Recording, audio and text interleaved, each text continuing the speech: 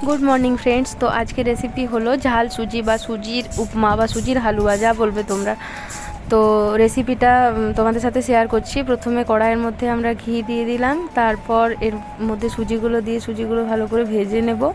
লাল লাল করে যখন সুজিগুলো ভাজা হয়ে যাবে তখন এই কড়াইয়ের মধ্যে আবার একটুখানি ঘি দিয়ে দিলাম, আর তার মধ্যে কটা কাঁচা বাদাম ছিল সেই বাদামগুলোকে ভেজে নিলাম।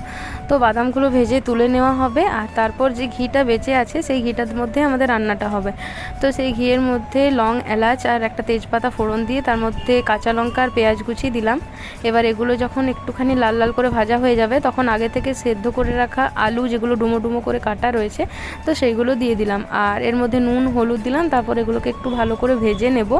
তোমাদের কাছে টমেটো থাকলে টমেটো দেবে, আমাদের কাছে আজকে ছিল না তাই আমরা দিইনি।